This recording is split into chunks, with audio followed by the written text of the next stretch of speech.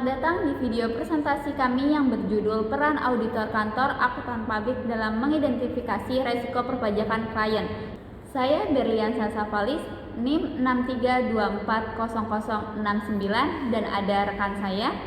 Saya Nura Madina Yasin, NIM 63240327. Saya Mutia Agustina, NIM 63241083. Dan saya Siti Hariro dengan NIM 63241186. Baik, selanjutnya kami akan menjelaskan bagaimana auditor dari Kantor Akuntan Publik atau KAP turut berperan penting dalam mengungkap resiko perpajakan yang dapat merugikan perusahaan maupun negara. Latar belakang dan rumusan masalah. Dalam praktiknya, banyak perusahaan yang menghadapi tantangan dalam memenuhi kewajiban perpajakan. Beberapa bahkan secara tidak sadar melanggar aturan pajak, baik karena ketidaktahuan maupun kekurangan sistem internal. Disinilah peran auditor, KAP atau Kantor Akuntansi Pajak menjadi sangat penting, tidak hanya sebagai pemberi opini atas laporan keuangan, tetapi juga sebagai pihak yang mengidentifikasi dan mengungkap potensi risiko perpajakan. Adapun rumusan masalah dalam makalah kami adalah yang pertama, apa yang dimaksud dengan risiko perpajakan dalam audit? Bagaimana auditor mengidentifikasi risiko tersebut? Apa saja tantangan dan metode yang digunakan? Dan bagaimana strategi mitigasinya?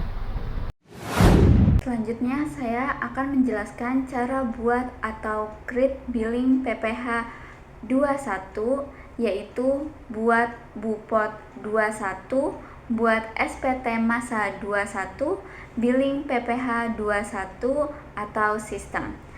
Pertama, tahapan di aplikasi Cortex. 1.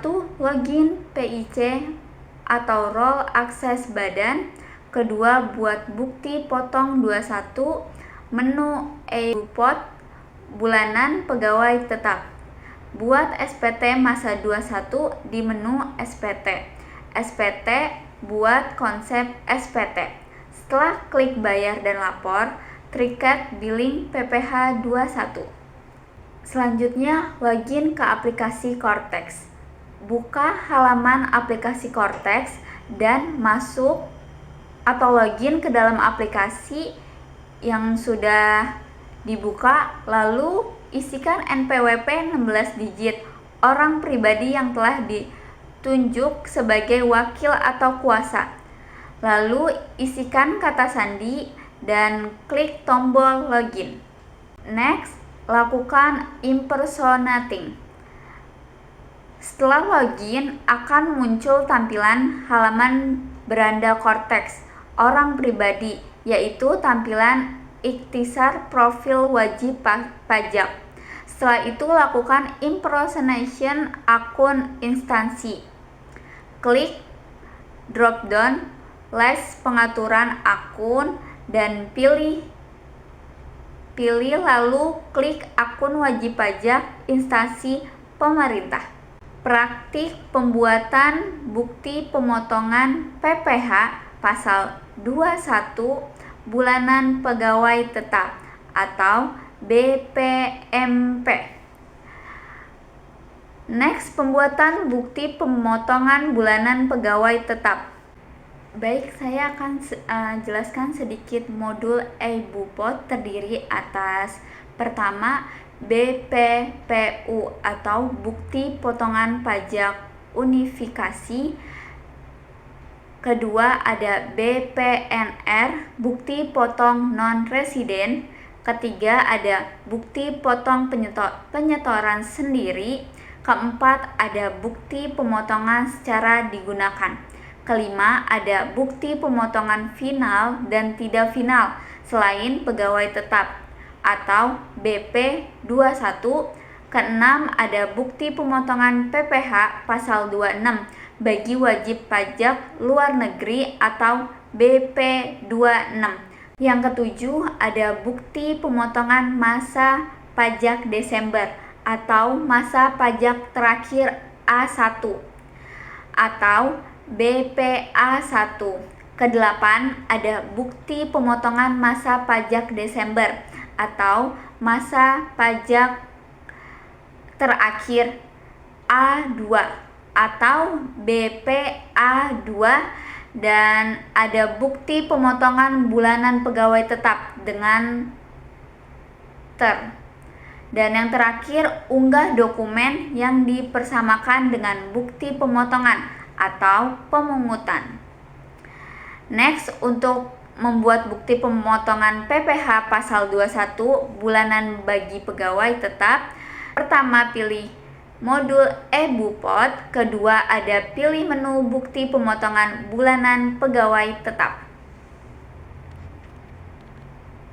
Pembuatan bukti pemotongan bulan pegawai tetap, pilih menu bukti pemotongan bulanan pegawai tetap belum terbit. Klik tombol dan membuat e-Bupot pembayaran bulanan. Dan pada halaman ini akan ditampilkan daftar bukti potong yang sudah pernah dibuat oleh instansi pemerintah meliputi bukti pemotongan bulanan pegawai tetap yang belum terbit, bukti potong sudah dibuat tapi belum diposting. Lalu klik setelah terbit, yaitu bukti potong sudah dibuat dan sudah diposting. Lalu klik dan tidak valid, itu bukti potong yang tidak valid. Selanjutnya, pembuatan bukti pemotongan bulan pegawai tetap itu akan muncul formulir isian e-Bupot MP atau pembayaran bulanan seperti ini, dan ada pada bagian general information atau informasi umum. Isikan nomor 5 ada tax periode masa pajak, misal September 2024. Yang keenam, foreign employee, apakah berstatus sebagai pegawai dari luar negeri, iya atau tidak. Ketujuh ada TIN, NPWP 16 digit atau NIK pegawai tetap. Dan apabila data yang diisikan valid, maka kolom nama, alamat, dan negara wajib pajak akan otomatis terisi. Kedelapan, status of tax exemption atau PTKP pegawai tetap. Yang kesembilan, position atau jabatan pegawai tetap, misal staf keuangan. Next. Dan kita masuk ke pembuatan bukti pemotongan bulanan pegawai ke nomor 10. Itu pada bagian nomor 10 ada fasilitas pajak, dan nomor 11 pada bagian teks nama lalu diisikan. Pada bagian teks objek nama isikan nomor 11, status pegawai penerima penghasilan berupa 1. Penghasilan yang diterima atau diperoleh pegawai tetap untuk pegawai tetap termasuk PNS, P3K, dan PNPN. Kedua, ada penghasilan yang diterima atau diperoleh pensiunan secara teratur untuk pensiunan yang penghasilannya dibayarkan secara berkala. Dan yang terakhir, yang ketiga, ada penghasilan yang diterima atau diperoleh pegawai tetap yang menerima fasilitas di daerah tertentu untuk pegawai yang mendapat fasilitas di daerah tertentu. Next. Selanjutnya, isikan di bagian ke nomor 12 sudah ada penghasilan bruto 13, ID-nya, nomor identitas tempat kegiatan usaha atau dalam hal pemotongan dilakukan oleh cabang sudah tertera. Dan selanjutnya kita nomor 14, 15, submit, kirim dan menyelesaikan proses pembuatan dan mengirim bukti pemotongan atas pegawai tetap dimasuk. 16 dan 16 ada centang data buktinya, pemotongan yang akan diposting, lalu kita klik terbitkan di nomor 17, klik tombol terbitkan untuk memposting bukti pemotongan yang telah dicentang ke draft SPT. Dan setelah itu sukses, data bukti pemotongan bulanan pegawai tetap yang berhasil diposting akan berpindah dari daftar e-Bupot MP pada menu belum terbit ke menu telah terbit karena sudah sukses dan selesai. Sekian dari saya, mohon maaf jika ada penyampaian atau salah kata. Selanjutnya akan dijelaskan praktik pembuatan SPT masa PPH pasal 21 atau 26 dengan teman saya. Next. Baik, selanjutnya saya akan menjelaskan bagian pembuatan SPT. Pembuatan SPT masa 21. Klik SPT. Klik SPT pada menu ini. Setelah itu, konsep SPT-nya ini akan masuk pada konsep SPT. Lalu klik buat konsep SPT. Setelah klik buat konsep SPT, tampilannya akan seperti ini. Klik jenis pajak yang akan dilaporkan, kita pilih PPH 2126-nya. Setelah itu klik lanjut. Pilih periode pajak yang akan dilaporkan, setelah itu klik lanjut. Pilih jenis SPT. Dalam hal baru pertama kali lapor, maka SPT-nya normal. Pilih normal. Setelah itu, klik buat konsep SPT. Kita klik yang tanda panah, setelah itu klik lihat. Baik, saya akan melanjutkan penjelasan dari Nur Ramadina Yasin untuk menyelesaikan pengerjaan SPT. Nah, di sini kita sudah benar apa belum pada bagian ini, jenis SPT-nya, periodenya sudah sesuai atau belum. Kita cek ini sudah terisi otomatis pada bagian ini. Pada bagian 13 ini sudah terisi identitas pemotong terisi otomatis. Wajib pajak hanya perlu mengecek jumlah kurang bayarnya di sini tertera. Jika sudah sesuai bisa lanjut ke nomor 15. Ini ada SP2D khusus untuk instansi pemerintahan. Untuk PPH 21 ditanggung pemerintah khusus untuk penghasilan IKN. Lanjut ke bawah, datanya sudah sesuai, periodenya sudah sesuai, semua sudah sesuai. Pada nomor 18, pada bagian link bawah silahkan centang. Selanjutnya sudah otomatis nama yang muncul adalah sesuai dengan loginnya.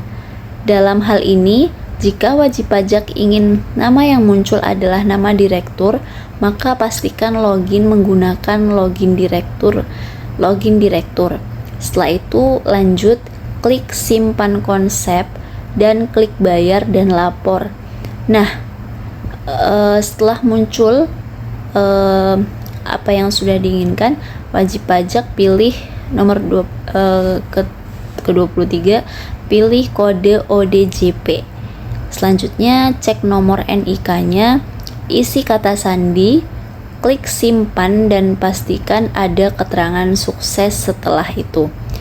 Setelah itu klik konfirmasi tanda tangan, tunggu hingga muncul notifikasi dokumen successfully signed. Kode billing akan otomatis terbentuk dan terunduh apabila status SPT kurang bayar. Selanjutnya masuk ke menu downloads. Nah, apabila kode billing tidak muncul, wajib pajak juga bisa mengecek pada bagian atas. Silahkan klik gambar kertas. Wajib pajak akan bisa melihat daftar billing yang baru di-create by system. Lalu scroll ke bawah ke kanan dan scroll ke kanan dan wajib pajak bisa mengunduhnya dan mencetaknya untuk melihat masa aktif billing selama 7 hari kerja. Silahkan wajib pajak bisa menyelesaikan pembayarannya.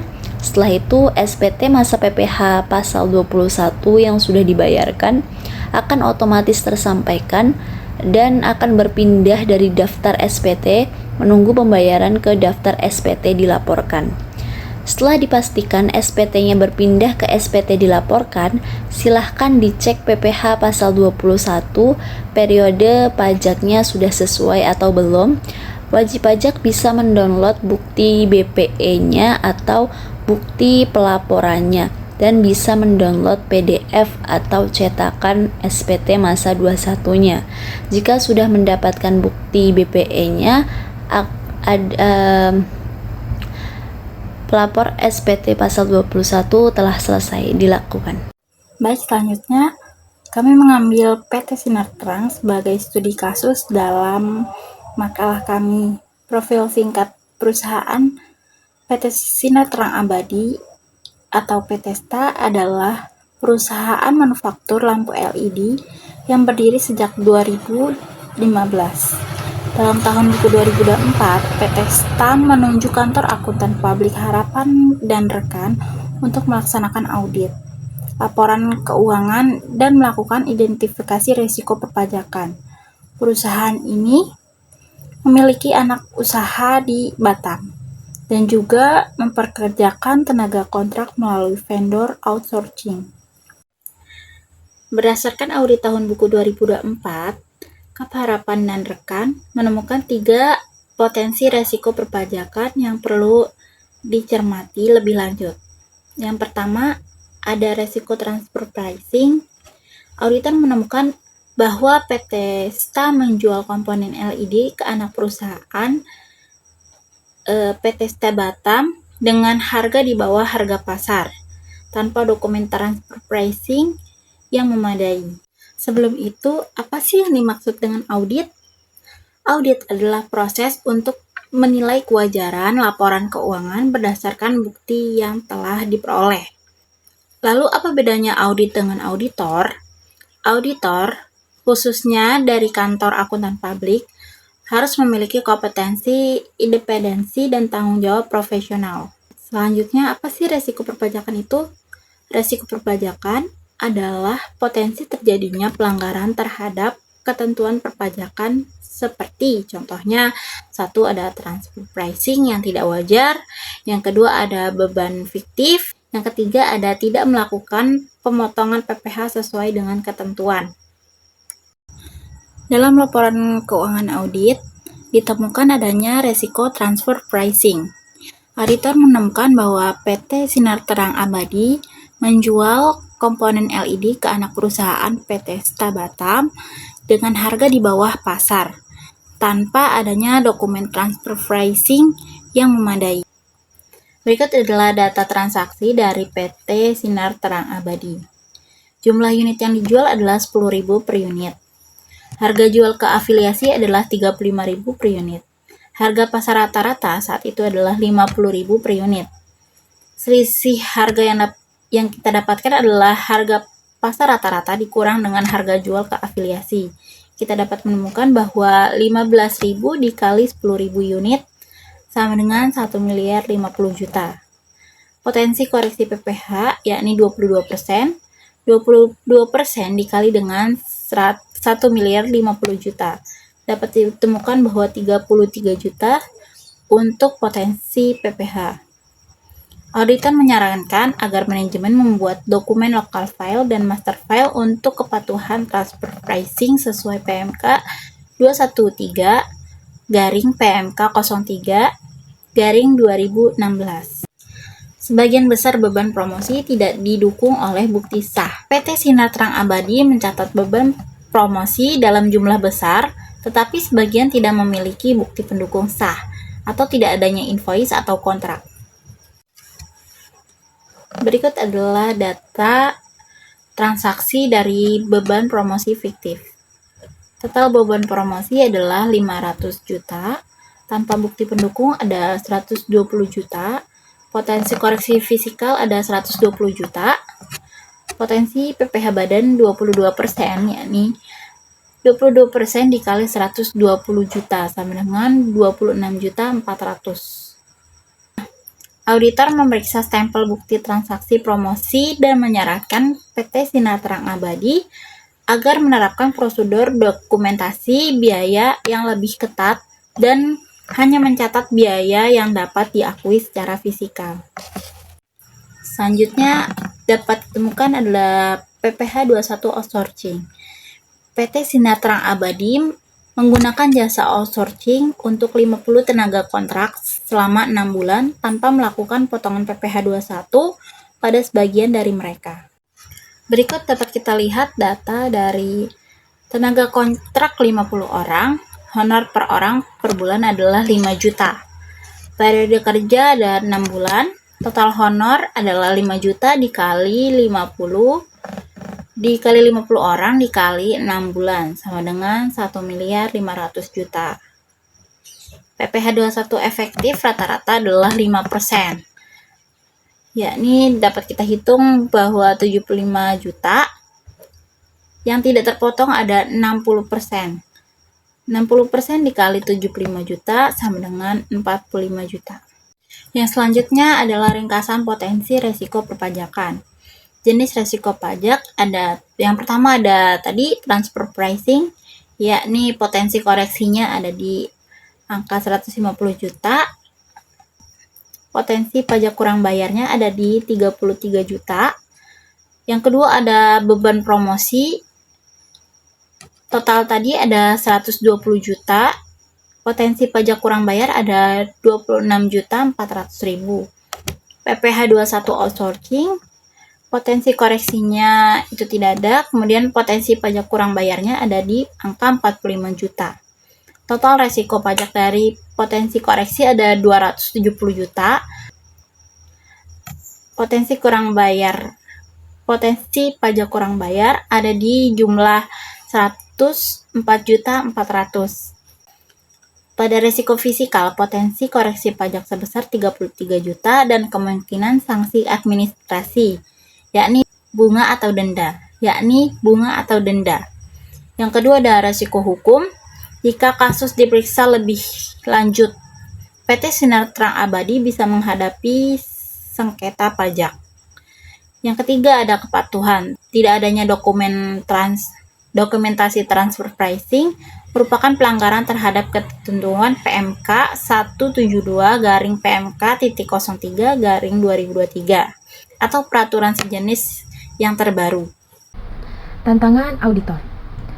Dalam menjalankan fungsinya, auditor menghadapi beberapa tantangan, antaranya kompleksitas regulasi perpajakan yang sering berubah, tekanan dari manajemen perusahaan klien, keterbatasan waktu dan bukti audit, ketidakterbukaan informasi dari pihak klien.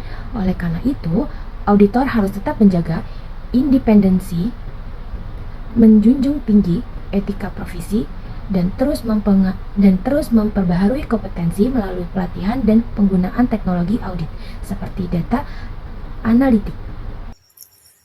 Untuk meningkatkan efektivitas dalam mengidentifikasi risiko pajak, berikut strategi yang dapat diterapkan. Yang pertama ada penggunaan software audit seperti Atlas atau audit tools like N-Service dan Red Flag Detector. Yang kedua ada pelatihan auditor khususnya perpajakan. Yang ketiga ada kolaborasi dengan konsultan pajak independen. Yang keempat ada evaluasi sistem pengendalian internal perusahaan klien. Rekomendasi kami adalah yang pertama, KAP harus memperkuat kapabilitas perpajakan tim audit. Yang kedua, klien wajib terbuka dan transparan. Yang ketiga, regulator perlu memberikan pedoman audit pajak yang lebih efektif. Yang ketiga, regulator perlu memberikan pedoman audit pajak yang lebih aplikatif. Sebagai kesimpulan, peran auditor dari kantor akuntan publik tidak hanya memastikan laporan keuangan wajar, tetapi juga menjadi garda terdepan dalam mendeteksi resiko perpajakan yang dapat merugikan perusahaan dan negara. Dengan pendekatan audit yang tepat dan kerjasama semua pihak, kita dapat menciptakan sistem perpajakan yang lebih transparan dan akuntabel. Terima kasih telah menyimak presentasi kami. Semoga materi ini dapat bermanfaat untuk menambah wawasan tentang peran penting auditor dalam menjaga kepatuhan fiskal perusahaan. Sekian dari kami, mohon maaf jika ada kesalahan. Selebihnya, wassalamualaikum warahmatullahi wabarakatuh.